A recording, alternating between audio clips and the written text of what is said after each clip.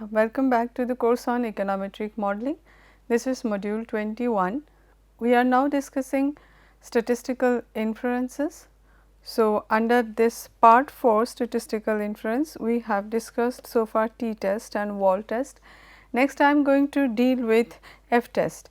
F-test is actually one of the most commonly used tests. So, I will be dealing with it at length.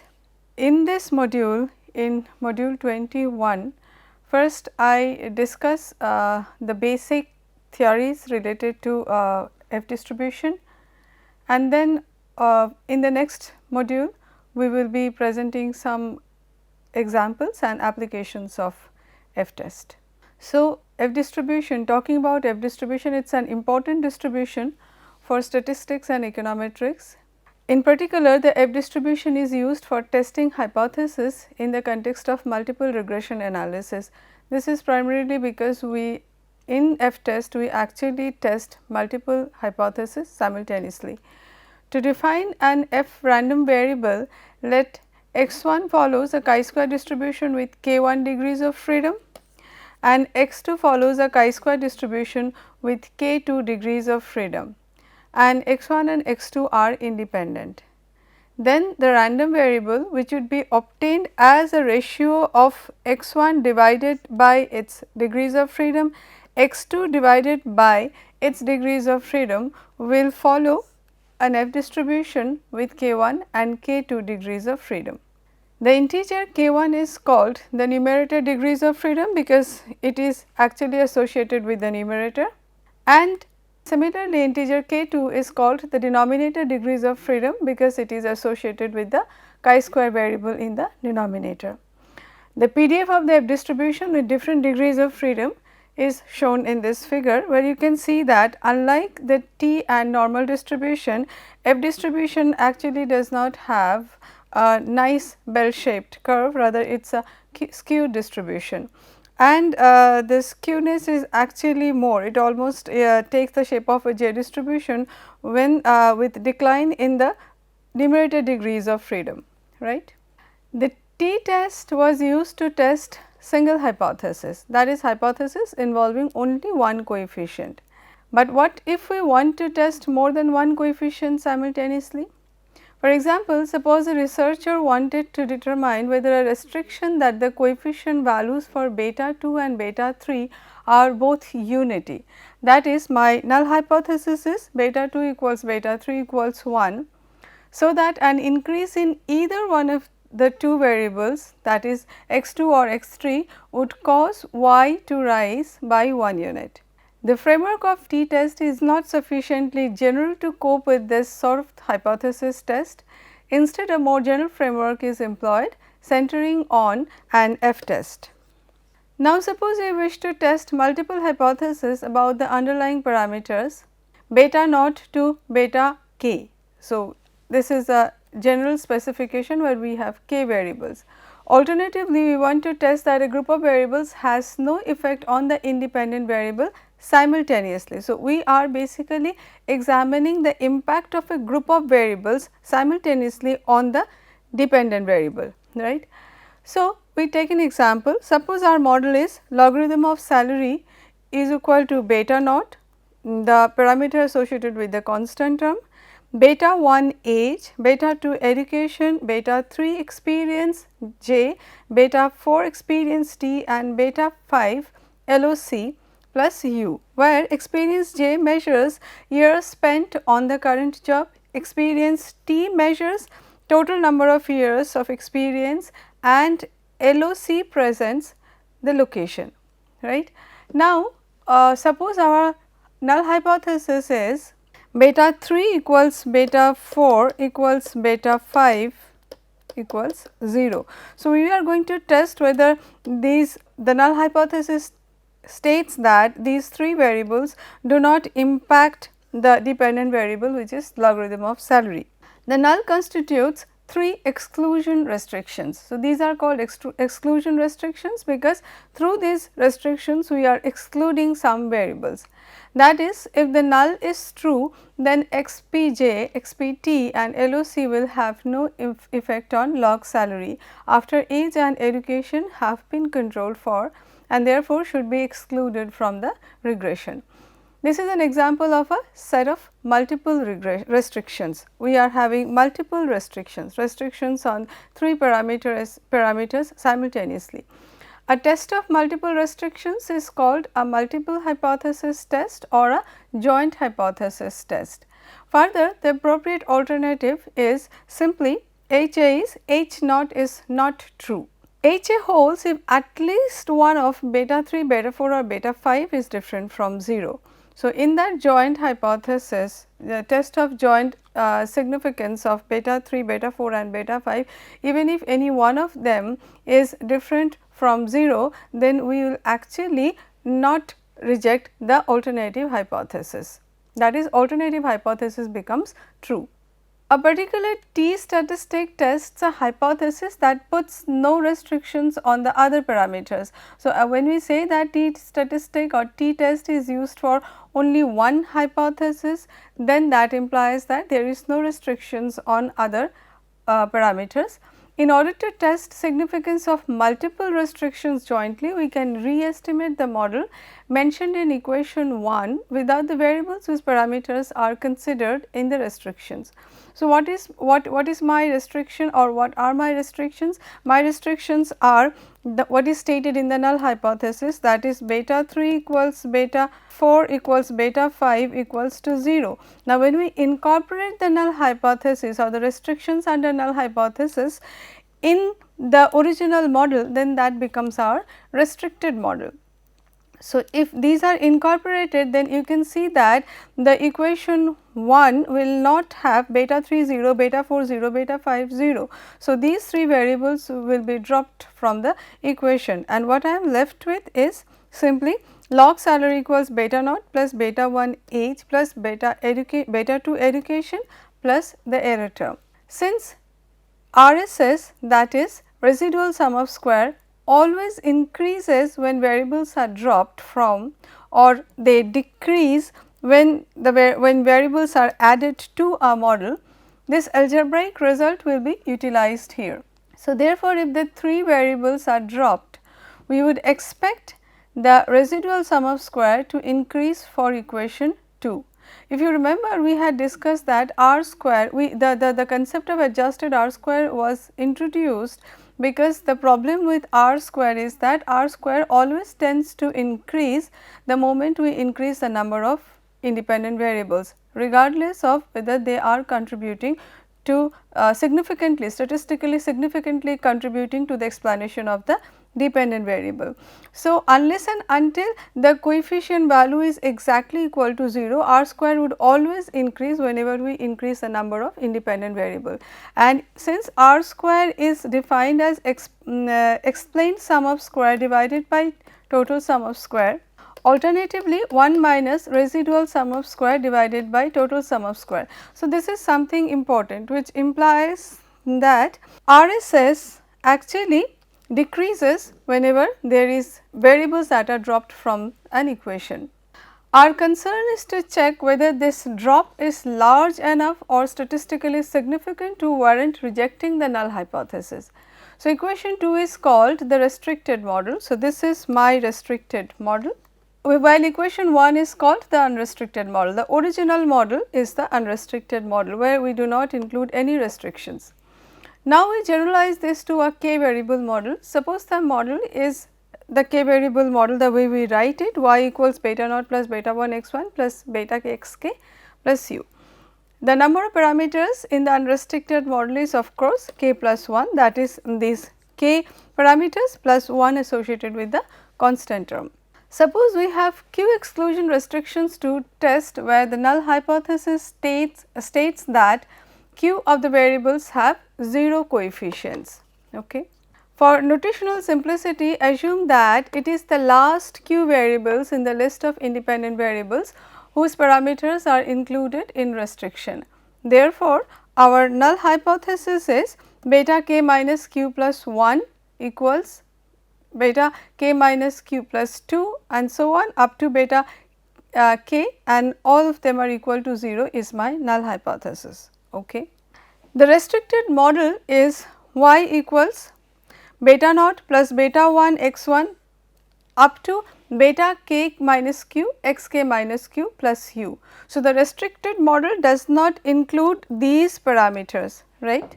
As suggested earlier that the testing procedure compares the RSS, that is the residual sum of square from the two regressions. It gives the F statistic as, or the F ratio defined as RSS minus RSS from the restricted regression minus RSS from the unrestricted regression divided by Q, that is the numerator degrees of freedom, the number of restrictions, divided by RSS the unrestricted regression, that is RSS from the unrestricted regression divided by n minus k minus 1 degrees of freedom associated with the denominator, and it follows a q square distribution with k degrees of freedom and n minus k minus 1 degrees of freedom. Note that F statistic is non-negative because RSS R is always greater than RSS U. We have just discussed that when we drop variables from an equation or from a model, then the way R square falls down, R square which is 1 minus RSS. So, RSS is supposed to go up, right, the residual sum of square goes up, and as a result of which we would always have RSS R greater than RSS U, that is RSS obtained from the restricted regression greater than RSS obtained from the unrestricted regression. Further, Q equals the numerator degrees of freedom, which is again the degrees of freedom associated with the restricted regression minus the degrees of freedom associated with the unrestricted regression. And finally, n minus k minus 1, which is the denominator degrees of freedom, that is equal to the degrees of freedom associated with the unrestricted regression. Also, the denominator is the unbiased estimator of sigma square equals to variance of u. You see what is the denominator? Denominator is RSSU, that is residual sum of square from the unrestricted regression divided by minus n minus k minus 1. So, this is actually the unbiased estimator of the population error variance. Now, if we consider the first example of the equation of logarithm of salary, suppose we have the following information from the regression estimates, that is we have a total number of observations which is equal to 353. RSS U is obtained as 183.186, RSS R is obtained as 198.311. Therefore, the degrees of freedom would be obtained as n minus k minus 1, which is 347. We know that there are 3 restrictions. So, Q is equal to 3 and we calculate the F ratio as 9.55. The F ratio will be compared with the tabulated critical values of the F distribution, and if the statistic is sufficiently large, the null hypothesis will be rejected. At 5% and 1% levels of significance, the F critical values with 3 and 347 degrees of freedom are 2.60 and 3.78 respectively. Therefore, the null hypothesis that experience J, experience T and location do not affect salary is rejected. Next, we show how we derive the F test from the wall test as a ratio of 2 independent chi-square random variables divided by their respective degrees of freedom. So, from where we are getting this relationship that F is defined like this is now explained. In module 20, we noted that the wall statistic is this. This is something we derived, that wall statistic follows a chi-square distribution with j degrees of freedom. Wall test assumes that the sample is very large. We mentioned that it is a large sample or asymptotic test, so that the test statistic is distributed as chi-square j. F test is an exact test where we have to replace the sigma square which is embedded here, variance of beta hat contains sigma square, that sigma square will be replaced with sigma hat square, because F test is an exact test, it is not an asymptotic test. So, we work with samples, the sample need not be very large sample. So, as a result of which the sample residual variance replaces the population error variance. So, sigma hat square becomes summation, which is actually equal to summation ui hat square divided by minus k or summation u hat prime u hat divided by n minus k. They are the same thing. This is written in the case we are writing it in by summing individual residuals over I observations, and this is we write u hat prime u hat we write when we are actually using the matrix or vector notation. Now, given that variance of beta hat equals sigma square into x prime x inverse, this expression, that is r variance of beta hat r prime actually, and the entire thing inverse becomes r x prime x inverse r prime whole inverse divided by sigma square. This is because here variance of beta hat will be replaced with sigma square x prime x inverse. Now, sigma square being a constant would actually come out, and since it will also have a raised to the power minus 1, it will go to the denominator, and x prime x inverse remains here, right. So, that wall statistic W can be now written as r beta hat minus q prime r x prime x inverse r prime whole inverse. So, this is actually the part sigma square comes down r beta hat minus q, which follows a chi-square distribution with j degrees of freedom.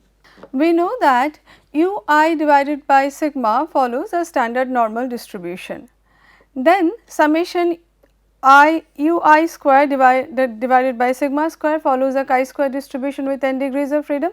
This is what we this is a rule that we discussed while introducing the t-test, that if a variable has chi-square distribution with 1 degree, if a variable is has standard normal distribution, then squaring it we get chi-square distribution with 1 degrees of freedom, and by summing up the squares over n observations, we actually get chi-square distribution with n degrees of freedom. So, exactly that thing is written here.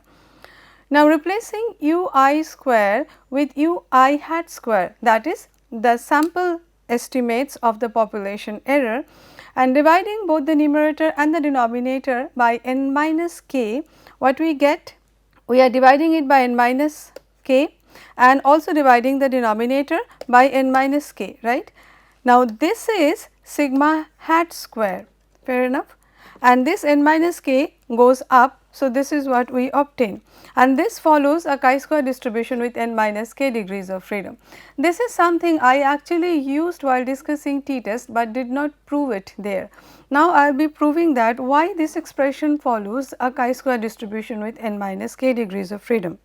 So, we know that u hat is equal to mxy. If you remember, mx was defined as a projection matrix where mx equals to I minus x into x prime x inverse x prime, right, and this projection matrix was orthogonal to the column space of x, which implies that this mxy, mx multiplied by x would actually will give us 0. Now, we know that y equals x beta plus u.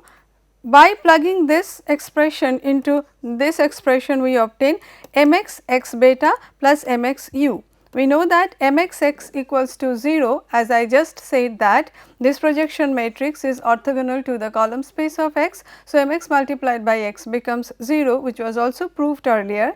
So, we are left with only mx u. Now, this is an important expression, that is u hat equals to mx u, which is going to be used very soon. Also, since sigma hat square equals u hat divided by n minus k, and it is an unbiased estimator of sigma square, we can write by just changing sides. So, u hat u prime becomes sigma square multiplied by n minus k. Therefore, n minus k sigma hat square divided by sigma square can be written as u hat prime u hat divided by sigma square. We just derived that u hat is mx u. So, u hat prime will be mx u prime, which is equal to u prime mx prime, and then u hat will be mx u, right. We proved earlier that mx is a symmetric matrix. So, mx prime equals mx, and this is also an idempotent matrix. So, mx into mx is actually equal to mx. So, this two term actually becomes equivalent to mx, and that is how we have u prime mx u equal divided by sigma square. Now, I am just writing it in this fashion, that u prime divided by sigma mx multiplied by u prime sigma. This type of an expression is called an idempotent quadratic form, because x prime ax is of idempotent quadratic form if A is idempotent and x prime ax follows chi-square distribution with rank of A equals to the degrees of freedom. So, u by sigma prime mx u by sigma prime would also follow a chi-square distribution with rank of mx as the degrees of freedom, right. Now, rank of mx is n minus k. This was derived in module 2, where we derived that trace of mx is equal to n minus k. So, therefore, n minus k sigma hat square divided by sigma square, this expression becomes u prime u by sigma prime. So, this expression mx u sigma, which follows a chi-square distribution with n minus k degrees of freedom. Fair enough. Therefore, our F statistic, which is basically a ratio of two chi-square distribution divided by with their respective degrees of freedom, we have in the numerator the Wald statistic divided by its degrees of freedom, which is j, and in the denominator we have this expression, which is again a chi-square distribution and divided by its degrees of freedom n minus k, and this would follow an F distribution with j and n minus k degrees of freedom. So, this thing is written here. Now, by rearranging terms in expression 3, this can be written as or rewritten as, you can see sigma square and sigma square cancels out, because this sigma square is under 1 inverse. So, it comes here, they cancel out, n minus k cancels out, and this sigma hat square being in the denominator goes up into this inverse operator.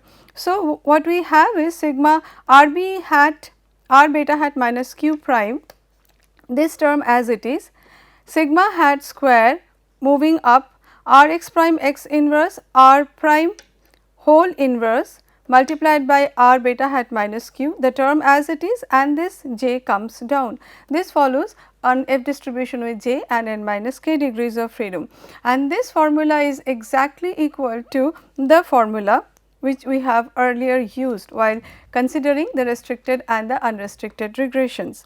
Okay. Now, before we prove that these two are exactly equal, we would actually talk about implications. But before that, I just let you know that what we are using here is that a term u hat r, which is basically residuals obtained from the restricted regression, u hat u, which is, or u hat, which is the residuals obtained from the unrestricted regression, right. These terminologies would be used, and as you can understand, then they are basically the same thing. RSS R is residual sum of square. Residual sum of square is obtained as, from the restricted regression, is obtained as u r hat prime multiplied by u r hat. Okay. So, talking about the implications, the restrictions are, first of all, H naught equals r beta minus q equals to 0. Under the restrictions, beta hat is calculated as beta r hat, which minimizes u prime u equals y minus x beta hat prime multiplied by 1 minus x beta hat. This is the usual format, and it is subjected, this is subjected to r beta hat minus q equals to 0, which is basically the null hypothesis. If beta hat r is far from the unrestricted beta hat, suppose we call the unrestricted beta hat as beta hat u, then the restrictions are binding. Corresponding to beta r hat, there exists u r hat, which is equal to y minus x beta r hat. Similarly, for beta u hat, there exists u hat, which is equal to y minus x beta u hat. Since beta r hat minimizes sum of squares subject to restrictions, we have u hat prime multiplied by u hat is less than u r hat prime multiplied by u r hat. Ideally, what it again says the same thing, that RSS from restricted regression will be greater than the RSS from the unrestricted regression. So, if u r hat prime multiplied by u r hat minus u u hat prime multiplied by u u hat is very large, then the restrictions are not valid. If this is very large, then you can see that the numerator of the f statistic will be large, which implies that given this value, the f statistic will be large and it will become difficult for us not to reject the null hypothesis. So, most often we would reject the null hypothesis that the restrictions are not binding. Okay. We reject the null hypothesis, which implies rejecting the restrictions as r minus q is equal to 0, r minus beta q equals to 0. Alternatively, if the constraints are not binding, then these two regressions return the same value of residuals, that is u r hat equals to u u hat or u r hat minus u u hat equals to 0, hence the numerator is 0. We accept the null hypothesis. Now, we will prove that this expression is exactly equal to this expression. So, our problem is that we are minimizing y minus x beta r hat prime multiplied by 1 minus x beta r hat by choosing beta r hat subject to these restrictions, right. Now, since this is a restricted optimization or minimization problem, we would set the Lagrange as this, where lambda hat is basically a constant term. Here it is actually a vector of constant terms. So, this is a vector of j by 1 constant terms. Now, I expand the Lagrange by multiplying these two. So, I have y prime y, then y prime x beta r hat. Similarly, we have beta r hat prime x prime y, and then we have beta r hat prime x prime x beta r hat. So, and then we have the usual thing plus 2 lambda prime r beta r hat minus q. Okay. You can see that this is actually a 1 by 1, this is of 1 by 1 dimension, which implies that this is a scalar. This is also of 1 by 1 dimension, so it is a scalar, as a result of which we can write it like this. Differentiating the Lagrange with respect to beta r hat, now we are going for minimization and setting it equal to 0, we get this is actually equals to 0 when L is differentiated with respect to beta r hat. So, we have minus 2 x prime y plus, from here we have plus 2 x prime x beta r hat, and then we have again plus 2 r prime lambda. The reason is that this is actually lambda prime r beta hat r. This is also of 1 by 1 dimension, that it is a scalar. So, by taking its transpose, we can write it as beta r hat prime r prime lambda. So, that is how we are having here beta hat r prime lambda, and by differentiating it with respect to beta r hat prime, we have r prime lambda left with us. So, multiplying both sides by x prime x inverse, we get minus. So, we are multiplying this by x prime x inverse. So, we are having x prime x inverse x prime y, 2 cancels out, right. So, we are having minus x prime x inverse x prime y, then plus x prime x inverse x beta x prime x beta r hat. So, x prime x inverse and x prime x cancels out, I am left with only beta r hat, and then we have x prime x inverse r prime lambda. So, x prime x inverse r prime lambda. If beta hat equals x prime x inverse x prime y, so this is my usual expression. Whenever we go for multiple regression, then our beta is x prime x inverse x prime y. So, we are calling this x prime x inverse x prime y is equal to beta hat, and if beta hat is denoted by beta u hat in order to differentiate it from the restricted parameter estimates. So, we write it here minus beta u hat plus beta r hat and the same thing, which implies that beta r hat minus beta r hat is equal to beta u hat minus x prime x inverse r prime lambda. So, this is my equation 5 which I am going to use later. Now, when lambda is equal to 0, this implies that beta r hat is equal to beta u hat. The constraints are not binding at all. Now, multiplying both sides of 5 by r and subtracting q from both sides, what we obtain? We obtain r beta hat minus q on the left hand side, then r beta hat u minus q on the right hand side, and then again I multiply this expression by r. So, r x prime x inverse r prime lambda. Since this is equals to 0 under the null hypothesis, right. So, we are having 0 equals to this expression. This tells us that lambda is equal to r x prime x inverse r prime whole inverse r beta hat u minus q. Therefore, from equation we can write that this is my equation 5, which is actually equal to beta r hat minus beta u hat equals to minus x prime x inverse r prime lambda, right. So, what we are doing is that in place of lambda we are substituting this value, fair enough. Now, u r hat is equal to y minus x beta r hat. This is further written as y minus x beta u hat. I incorporate 1 minus x beta u hat, as a result of which I also incorporate 1 x beta u hat minus minus plus, so that they cancels out.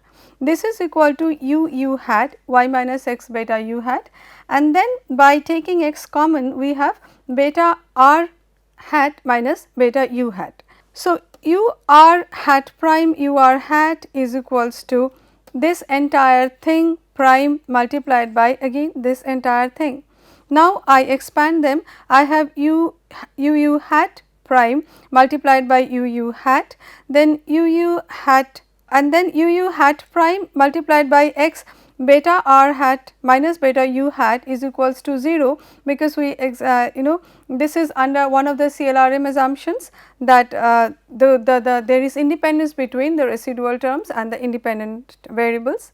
Similarly, this multiplied by this will also be equals to 0 for the same reason. So, what I am left with is beta r hat minus beta u hat prime multiplied by x prime, then x, and beta r hat minus beta u hat, which implies that u r hat prime u r hat minus u hat prime u hat is equal to this expression.